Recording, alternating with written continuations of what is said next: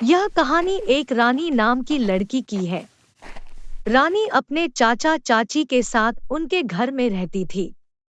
कुछ ही समय पहले रानी के गांव में बाढ़ आ गई थी, जिसमें डूबने के कारण उसके माता पिता की मृत्यु हो जाती है।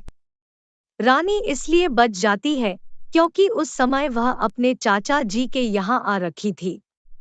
इस हादसे के बाद रानी अब अपने चाचा चाची के घर रहने लगती है। रानी की चाची सुमन एक बहुत ही कठोर और निर्दयी दिल की औरत थी। उसने रानी को अपने घर में रहने की जगह तो दे दी, लेकिन बस अपने घर का सारा काम कराने के लिए। और सुमन का जब मन चाहता वह बिना गलती बिना बात रानी की पिटाई कर दिया करती थी। और खाने के लिए पूरे दिन में बस एक वक्त का खाना दिया करती थी, वह भी बचा कुचा। पहनने के लिए अपनी बेटियों के पुराने कपड़े देती थी। सुमन की अपनी भी दो बेटियां थीं, रूपा और रजनी, जिनसे सुमन बहुत ज्यादा प्यार करती थी।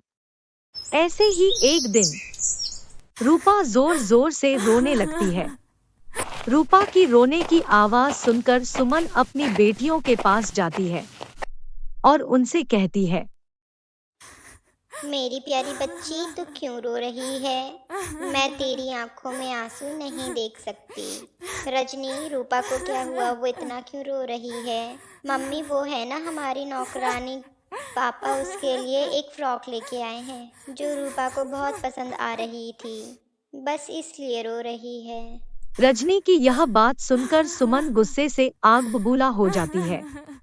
फिर वह अपने पति के पास जाती है और उनसे कहती है, अभी कुछ दिन पहले ही तो मैंने इस रानी की बच्ची को अपनी बेटियों के पुराने कपड़े दिए थे, और आप फिर दोबारा से इस मनहूस के लिए फ्रॉक लेकर आ गए। आप इस मनहूस को मेरी बेटियों के बराबर में खड़ा करना चाहते हैं। मैं आपको ऐसा नहीं करने दूंगी। मैं अपना सारा पैसा इसके ऊपर खर्च नहीं करने दूंगी। इन पर मेरी बेटियों का हक है। अरे भाग्यवान, इतने दिनों के बाद मैंने इस बेचारी को एक फ्रॉक लाकर क्या दे दी। तुमने तो राई का पहाड़ बना दिया। देखो जी, मैं इस मनहूस के ऊपर आपको फालतू खर्चा नहीं करने दूंगी। मैंने आपको पहले ही कह दिया था, मैं इस घर में इसे जिस तरीके से रखूंगी वैसे ही रहेगी, वरना मैं इसे यहाँ रहने नहीं दूंगी। अगर आप इस मनहूस के ऊपर ऐसे ही खर्चा करते रहे तो मैं यहाँ से अपने बच्चों को लेकर अपने मायके चली जाऊंगी और कभी वापस नहीं आऊंगी। फिर रहना अपनी लाडली भतीजी के साथ। चाचा चाची, आप मेरी वजह से लड़ाई मत कीजिए। रूपा को मेरी फ्रॉक पसंद आ रही थी ना। ये लो रूपा, ये लो रूपा, ये फ्रॉक तुम अपने पास रख लो, लेकिन घर का माहौल मत खराब करो। और वैसे भी चाचा जी, मेरे पास रूपा और रजनी की पुरानी फ्रॉक है, उन्हीं से मैं अपना काम चला लूँगी। और चाचा जी, आज के बाद आप मेरे लिए कोई भी सामान लेके मत आना। आपने मुझे रहने के लिए अपने घर की छत दी है, खाने के लिए मुझे एक समय का खाना देते हैं, मेरे लिए वही बहुत बड़ी बात है। इतना कहकर रानी आंखों में आंसू लिए वहां से चली जाती है और अपना काम करने लगती है। ऐसे ही समय बीत रहा था।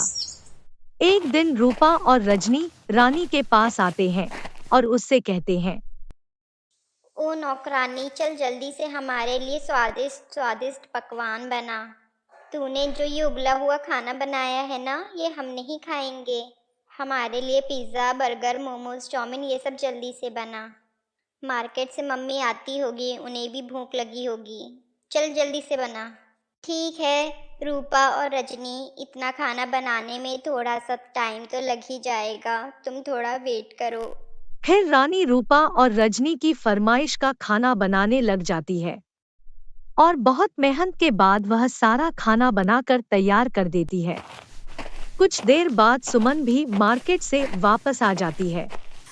तभी रूपा और रजनी अपनी माँ से रोते हुए कहते हैं, मम्मी मम्मी, अच्छा हुआ आप जल्दी मार्केट से वापस आ गई। देखिए ना, इस नौकरानी ने अपने लिए कितना सारा खाना बनाया है। हमने जब इसे अपने लिए थोड़ा सा खाना बनाने के लिए कहा, तब इसने कहा कि ये सब उसने अपने लिए बनाया है और मैं तुम्हें नहीं दूंगी। मैंने उससे कहा भी कि मम्मी मार्केट गई है, तुम उनके पीछे ऐसा क्यों कर रही हो? तो इसने कहा मेरी मर्जी, मैं जैसा मर्जी करूं, तुम कौन होती हो? रूपा तुम चाची से झूठ क्यों बोल रही हो?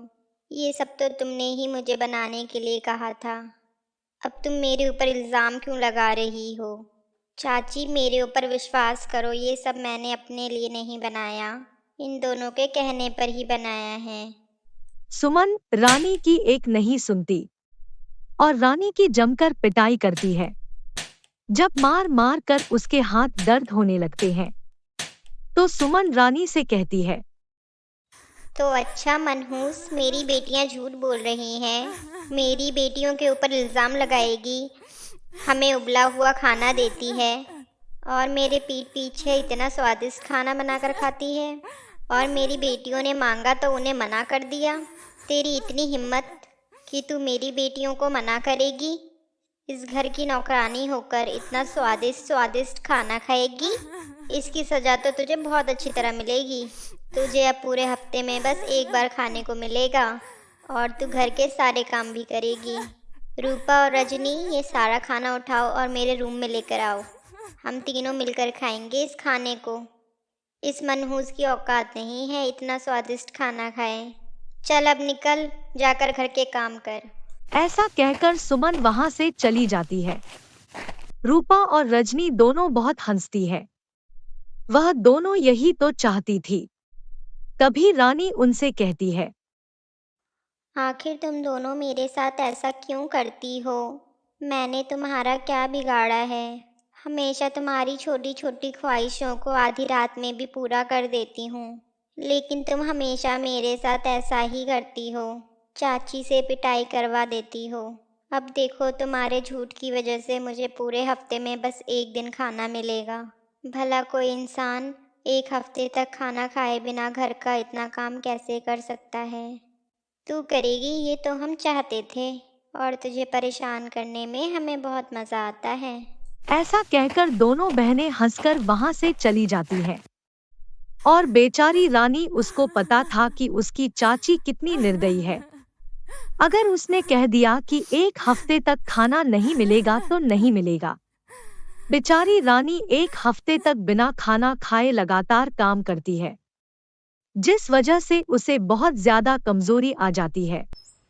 एक हफ्ते बाद वह अपनी चाची से कहती है,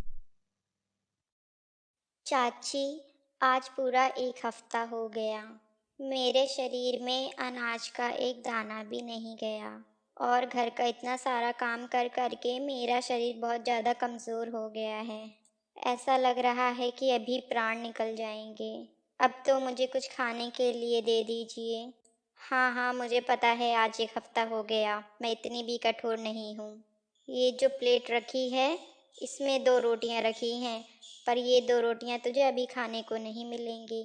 बहुत सारे गंदे कपड़े पड़े हैं और घर में पानी भी ख़त्म हो गया है, इसलिए जा कुएं पर कपड़े धोकर आ।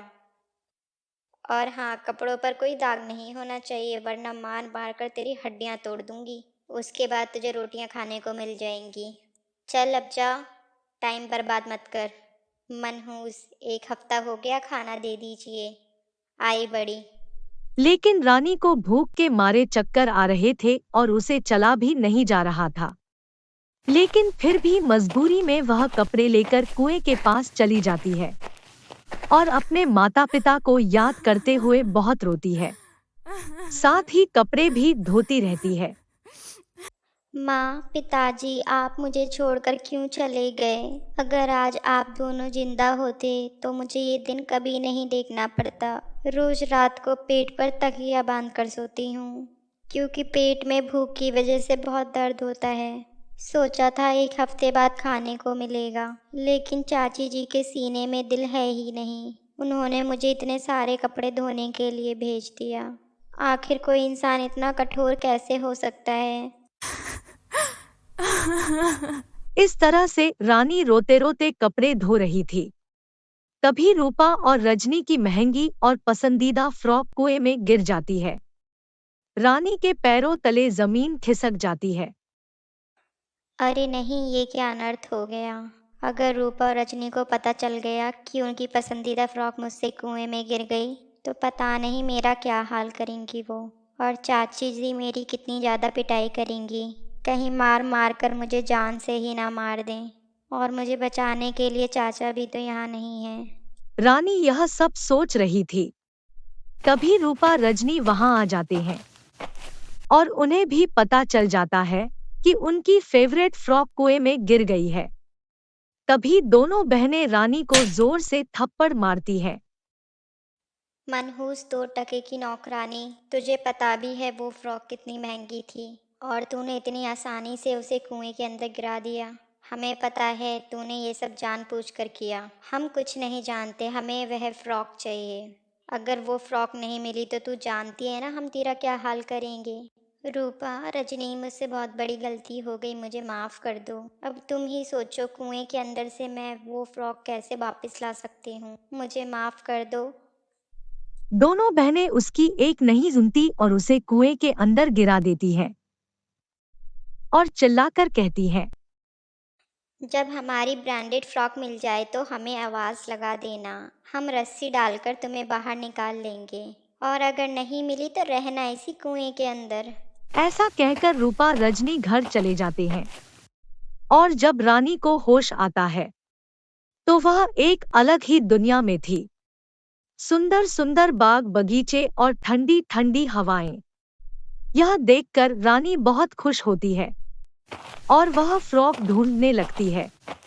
थोड़ी दूर चलने के बाद उसे एक बुढ़िया एक झोपड़ी के बाहर बेहोश दिखाई देती है। रानी तुरंत उस बूढ़ी औरत के पास जाती है और उसे झोपड़ी के अंदर ले जाकर उसकी बहुत सेवा करती है। उसे अपने हाथ से स्वादिष्ट खाना बनाकर भी खिलाती है। कुछ ही समय में वह बूढ़ी औरत बिल्कुल स्वस्थ हो जाती है। तभी वह बूढ़ी औरत रानी से कहती है, बेटा तुम कितनी अच्छी हो। तुमने एक अनजान बुढ़िया की कितनी सेवा की। दिन रात मेरी सेवा करने में लगा दी। मुझे इतना स्वादिष्ट खाना बनाकर खिलाया। तुम्हारा बहुत बहुत धन्यवाद। मगर बेटा यहाँ तो कोई नहीं आ सकता। तो तुम यहाँ कैसे आई?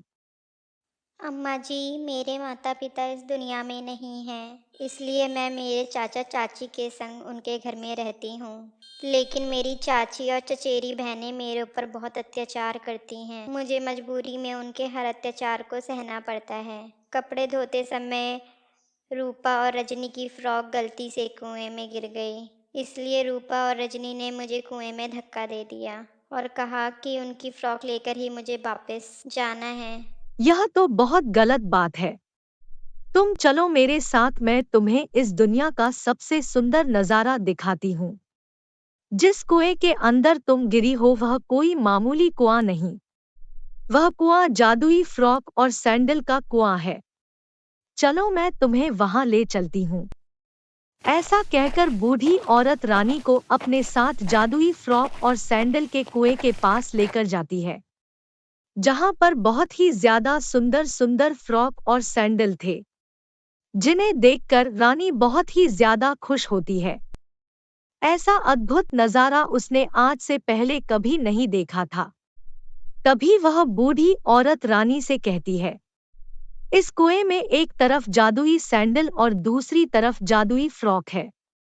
अगर तुमको एका जादुई फ्रॉक सुनती हो तो इसे पहनकर तुम बहुत ही ज्यादा ज्ञानी हो जाओगी और तुम्हारे पास हर चीज का ज्ञान होगा। वहीं दूसरी ओर अगर तुम जादुई अनोखे सैंडल को चुनती हो तो तुम्हारे सामने बहुत सारा धन दौलत हीरे जवाहरात यह सब आ जाएंगे और तुम्हें किसी चीज की कोई कमी महसूस नहीं होगी। अब बताओ तुम इन दोनों में से क्या चुनती हो? तुम क्या चाहिए, ज्ञान या फिर धन दौलत? अम्मा जी, मुझे ज्ञान चाहिए। मेरे माता पिता ने मुझे सिखाया था कि सबसे बड़ी धन दौलत ज्ञान होता है। अगर आपके पास ज्ञान है तो वो सारी जिंदगी आपके पास रहेगा। धन दौलत तो एक ना एक दिन खत्म हो ही जाएगा, लेकिन ज्ञान वो कभी खत्म नहीं होगा। और मैं ज्ञान की अच्छी अच्छी बातें प्राप्त करके और भी लोगों को ज्ञान दूंगी। ताकि उनकी ज़िंदगी भी ज्ञान की वजह से बेहतर हो जाए।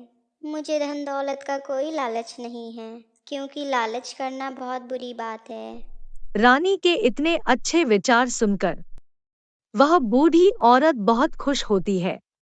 फिर वह बूढ़ी औरत जादुई अनोखे फ्रॉक और सैंडल के कुएं से एक फ्रॉक निकालकर रानी को दे देती है, जिसे पहनते ही रानी और भी ज्यादा सुंदर हो जाती है। और उसका फ्रॉक सोने की तरह चमक रहा था, जिसकी वजह से उसके आसपास सोना चांदी और सिक्कों का ढेर लग जाता है और वह पूरी तरह से स्वस्थ भी हो जाती है। तभी वह बूढ़ी औरत कहती है, बेटा तुम बहुत अच्छी हो। तुमने धन दौलत का लालच ना करके ज्ञान को चुना। अब तुम्हें बहुत सारी ज्ञान की बातें प्राप्त हो चुकी हैं। जादुई फ्रॉक की मदद से तुम अब इस धन दौलत को भी अपने पास रखो और ज्ञान भी। जाओ, अब तुम खुशी खुशी अपने घर जाओ। रानी वह सारी धन दौलत लेकर सही सलामत अपने घर पहुंच जाती है। रानी के पास इतना धन दौलत और सोने का फ्रॉक देखकर सुमन, रूपा और रजनी चौंक जाते हैं। ये तो बिल्कुल सोने का फ्रॉक लग रहा है। तेरे पास ये धन दौलत और ये फ्रॉक कहाँ से आया? तुझे तो रूपा और रजनी ने कुएं के अंदर से फ्रॉक लाने के लिए कहा था ना। इसका मतलब कुएं के अंदर इतनी सारी धन दौलत है। जल्दी जल्दी बता, ये सब तेरे पास कहाँ से आया? सुमन के इतना कहते ही रानी उसे सब बता देती है कि कुएं के नीचे जादुई अनोखी फ्रॉक और सैंडल है। तब सुमन सोचती है कि अगर जादुई फ्रॉक ने इतना धन दौलत दिया है, तो जादुई सैंडल कितना धन दौलत देगा। फिर वह अपनी बेटियों से कहती है, मेरी प्यारी बेटियों, ये रानी तो मनहूस है, जादुई सैंडल को छोड़कर आ गई। सोचो, अगर जादुई फ्रॉक ने इतना धन दौलत दिया है तो जादुई सैंडल कितना धन दौलत देगा। अब तुम दोनों जल्दी जल्दी कुएं के अंदर जाओ और जादुई सैंडल लेके आओ, जिसकी मदद से हम बहुत ज़्यादा अमीर हो जाएंगे। अपनी माँ की बात मानकर रूपा और रजनी जादुई फ्रॉक और सैंडल के कुएं के पास जाते हैं और सुमन अपने ही हाथों से अपनी ही बेटियों को उस कुएं में धक्का दे देती है और उनके ऊपर आने का इंतजार करती है। ऐसे ही काफी दिन गुजर जाते हैं, लेकिन रूपा रजनी कभी वापस नहीं आते और इस तरह से सुमन को उसके लालच का फल मिल जाता है और रानी जादुई अनोखी फ्रॉक की मदद से अपने साथ साथ कई लोगों को ज्ञान की बातें बताती है और उनकी जिंदगी में रोशनी लेकर आती है और खुद भी एक सुखी जीवन बिताती है। अगर आपको यह कहानी पसंद आई हो तो जल्दी से हमारे चैनल को सब्सक्राइब करें, वीडियोस को लाइक करें, कमेंट करें और अपने दोस्तों के साथ शेयर करें। Thanks for watching.